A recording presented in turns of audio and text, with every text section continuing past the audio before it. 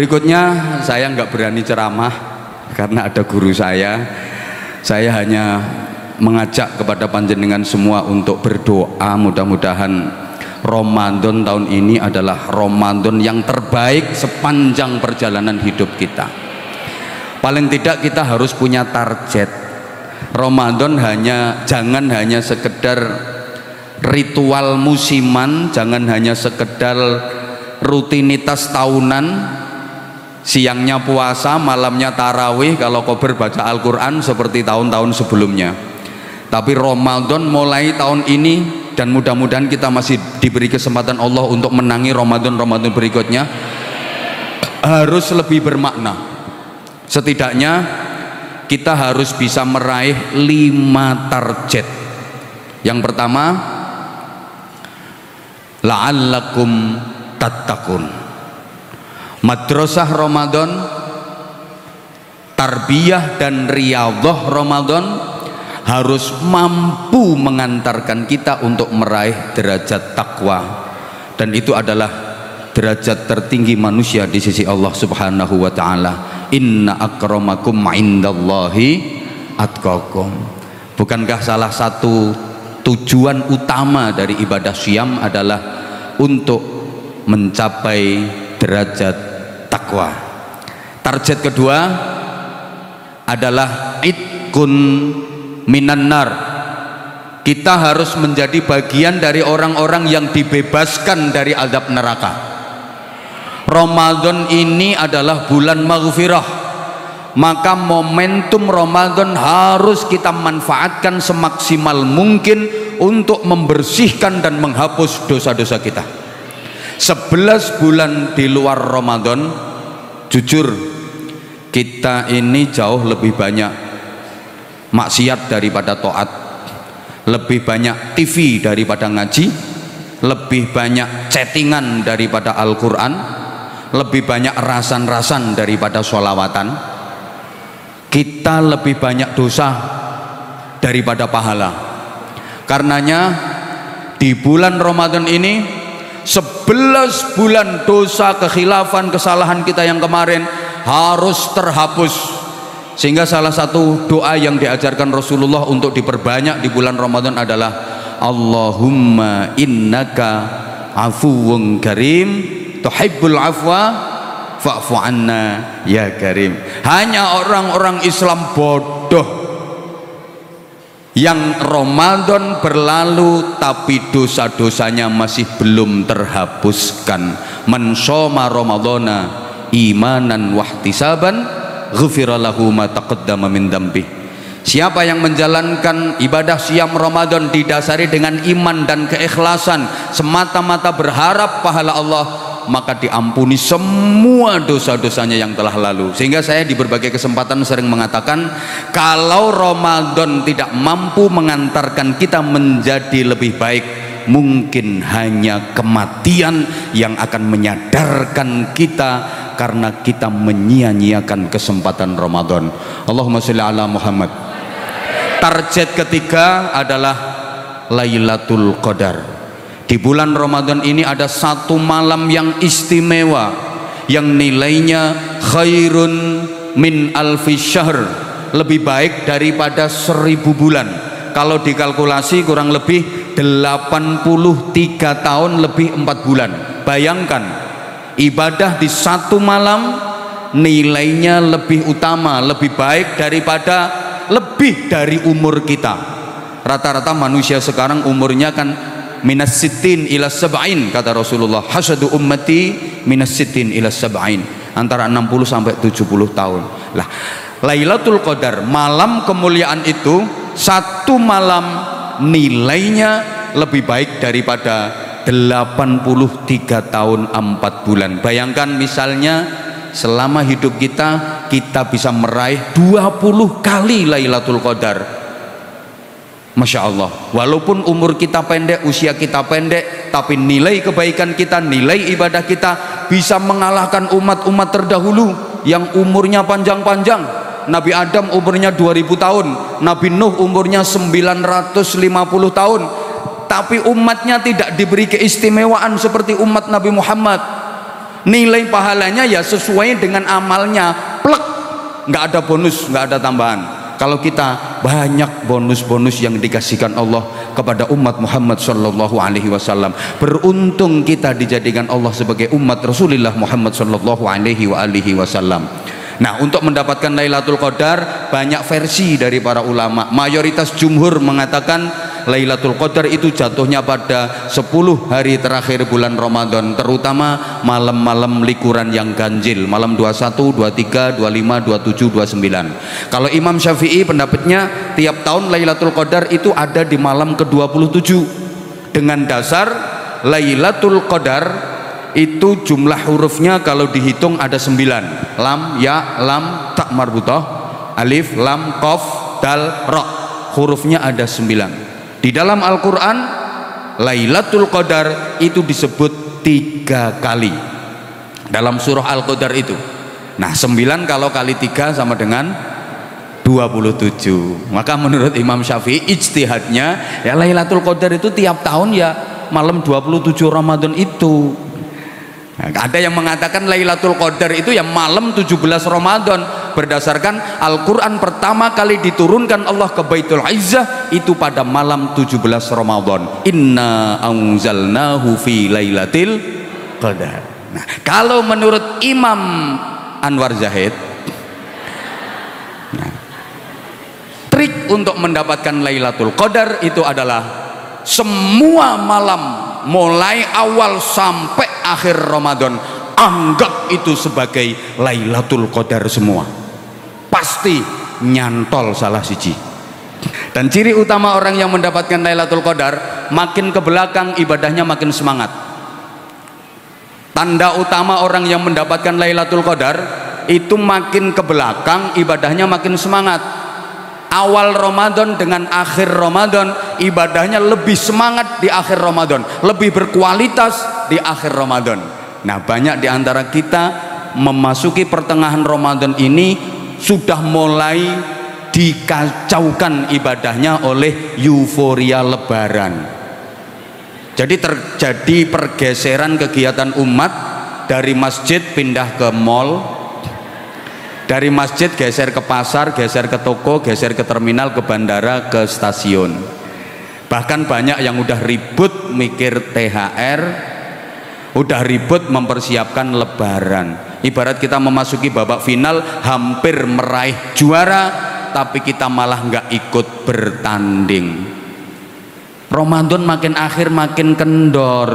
Mohon maaf, kayak anak sekolah udah ujian akhir menjelang kelulusan, dia nggak ikut ujian, nganter ibunya belanja ke pasar untuk persiapan syukuran kelulusan.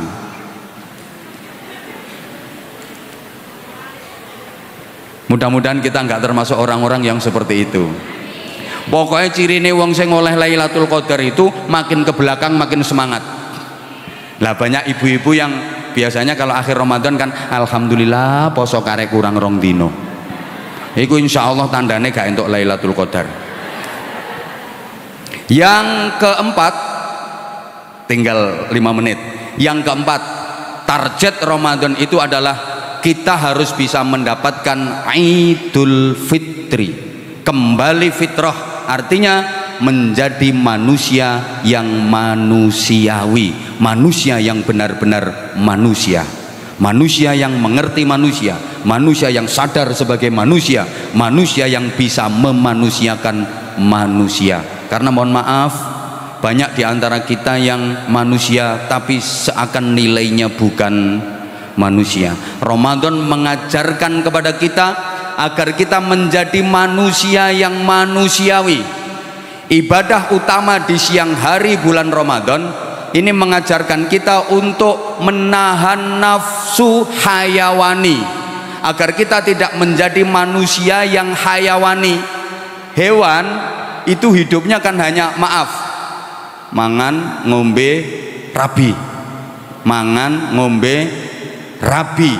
Nah, di siang hari bulan Ramadan kita dilatih untuk menahan nafsu binatang itu.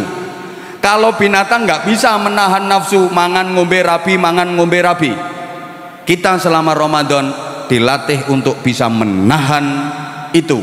Sehingga lepas Ramadan kita harus jadi manusia yang manusiawi, menghilangkan nafsu kebinatangan.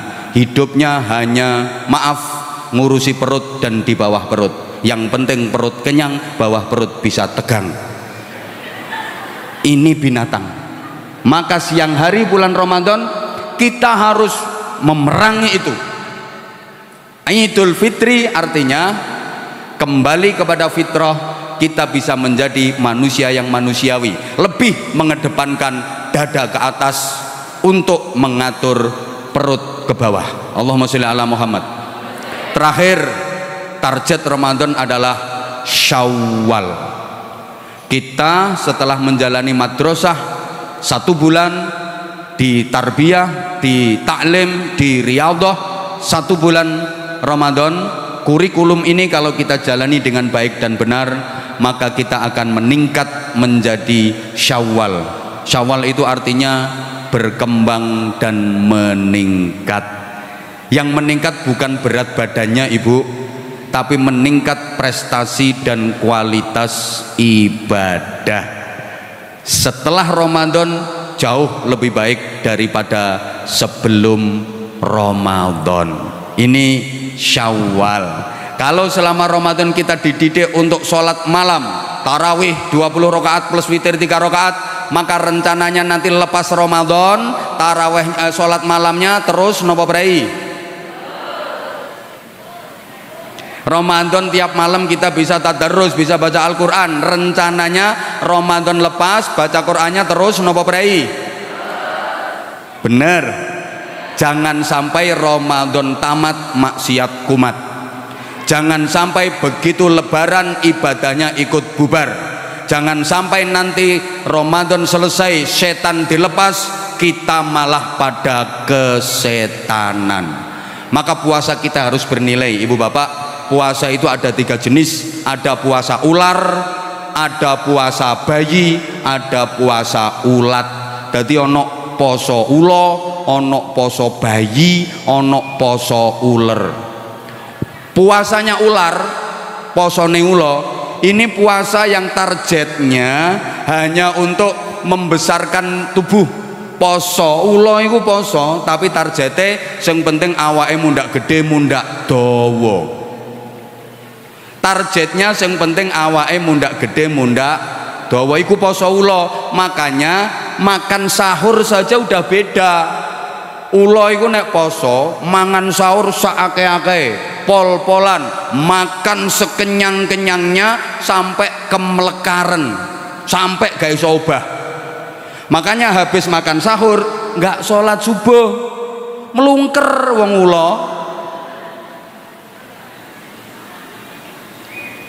Buktinya selesai berpuasa, mohon maaf, hanya baju baru saja yang didapat. Ulo niku mantun poso melungsungi, cuma ganti kulit, namanya tetap ulo, bentuknya tetap ulo, perilakunya tetap ulo. Kathah napa mboten poso sing model ngeten iki? Pokoknya selesai Ramadan, yang penting kelambine anyar, yang penting riyoyo, sembarangnya anyar, tapi bentuknya tetap ulo, perilakunya tetap ulo, jenenge wae ya tetap ulo. Yang kedua poso bayi. Bayi poso niku mulai ada peningkatan kebaikan. Ibu-ibu mungkin yang lebih teliti soal bayi. Biasanya dalam fase pertumbuhan bayi itu ada jeda. Artinya jedanya begini, dikasih makan, dikasih minum suka nggak mau dia, dikasih makan, dikasih minum suka nggak mau. Tapi karena ibu sayang sama bayi, akhirnya dipeksa-peksa, wis gak gelem mik ngono dilotek-lotekno. Bayine nggak gelem, protes, sehingga maaf dia mencret terus demam. Kenapa mencret? Mengeluarkan semua yang dimasukkan karena dia puasa. Demam untuk menarik perhatian agar ibunya lebih sayang. Ternyata setelah puasa itu bayi, oh untune tukul.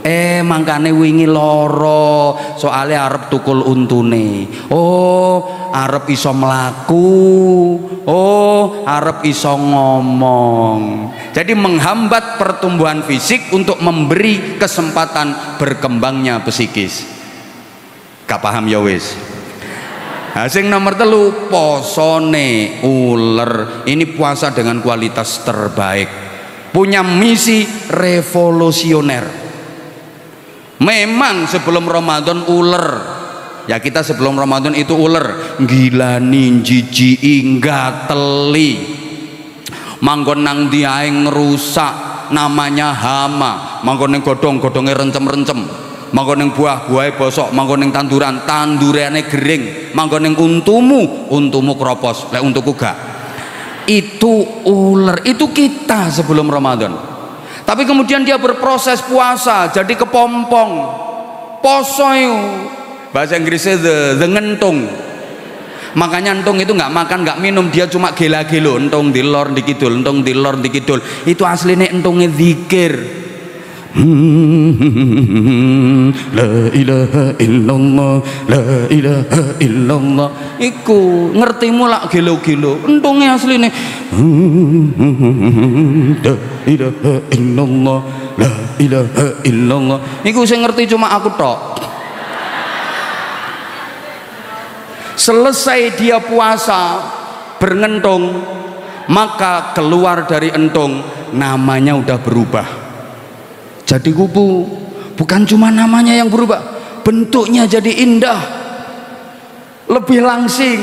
Nalika isih uler yang geruwangsang geragas ginuk-ginuk, lepas Allah Karim lebih langsing, lebih indah. Siapapun suka sama uler. Makanannya juga bagus, makanannya juga baik. Maka mudah-mudahan kita semua termasuk orang-orang yang nilai puasanya bukan puasa ulo, bukan sekedar puasa bayi, tapi betul-betul bisa menjadi puasa ulat, puasa ular yang berproses kepompong kemudian berubah indah menjadi kupu-kupu. Ini nilai Syawal yang sesungguhnya. Saya mohon maaf yang sebesar-besarnya, sesungguhnya saya kesini itu karena diaturi sama Bunda Nyai Nur Hajah, Bunda Nyai Hajah Nur Hasanah, ono Habibe rawuh. Oh iya, aku sowan. Nggih, kula sowan. Soalnya nek kula pas longgar Habibe rawuh kula mboten sowan, wedi gak katut isfa'lana. Wedi kualat. Makanya saya suruh duduk di sini, nggak berani saya. Nggak berani.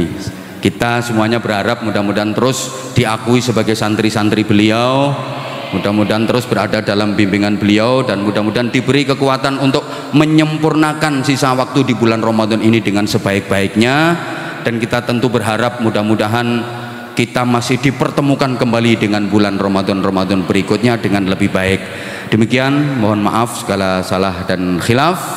Wafaqanallahu wa iyyakum lima yuhibbu wa yardah. Assalamualaikum warahmatullahi wabarakatuh. Waalaikumsalam warahmatullahi wabarakatuh.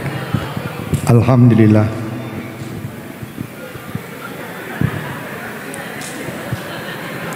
Ngurusin tungi angel banget. Tapi nek wis dadi mabur dhewe ditinggal sing liyane iki. Mudah-mudahan nanti akhir desel-desel ning akhiratnya tak omong engko sik. Aku tak ngajak ibu-ibu sik. Sing desel ibu-ibu ya rada seger, sing desel Pak Anwar Zahid. Minggir sik. Bunda Nur sik karo sing liyane tak gerah dhisik. Ki bagian keri engko bagian keri. Senajan keri ora apa-apa, Beb, sing penting ketut karo Kanjeng Nabi. Saya kalau ditanya Habib mau ndak masuk surga tapi terakhir, gelem banget. Milih surga terakhir apa neraka awal? Pertanyaannya kok surga karo neraka. Saya bilang saya nek perlu paling akhir tapi jaminan surga aku tak pilih kuwi. Surga akhir semuanya. Ya insyaallah mungkin ya keruntelan bareng-bareng lah ning ngono. Isfa'lana ya tadi. Soalnya tidak ada yang bisa membantu kecuali Nabi Muhammad. Mari kita lanjut dengan mahalul qiyam. Ya ibu-ibu semuanya, insyaallah kita bisa jumpa lagi dengan keadaan yang lebih baik. saya punya sistem, maulah sistemnya Mbah Anwar Zahid ben wengi anggepen kuwi Lailatul Qadar. Ben wengi tapi ora salat. Ya ora ento. Ora komplit mau sistemnya. Kurang sithik sistemnya. Ada yang mengatakan sistemku ki sistemku. Ora gelem kalah karo Anwar Zahid ya. Karena di sistem aku di sistem. Sapa wae sing salat isya berjamaah lan subuh berjamaah, insya Allah termasuk yang mendapatkan Lailatul Qadar. Lho isya lunga neng mal ngalor ngidul, subuh keturunan, ayo entuk apa kowe? Entuk bungkus ya. Pokoknya kunci setiap malam sholat jamaah isya, sholat jamaah subuh. Bagi putri-putri yang tidak sholat gimana? Melek delok bojone sholat padha wae. Mbah Anwar Zahid bojone kadang pas kebetulan tidak sholat delok Mbah Anwar Zahid. Sholat ngono tok wis ya Allah mudah-mudahan kula angsal napa ingkang dados dungane bojo kula niku. Padha kanjarane. Luar biasa wong wedok iki dikai amalan sithik tapi ganjarane lipat-lipat. Gur manut karo bojo. Ya insyaallah setiap malam maghrib apa isya sama subuh insyaallah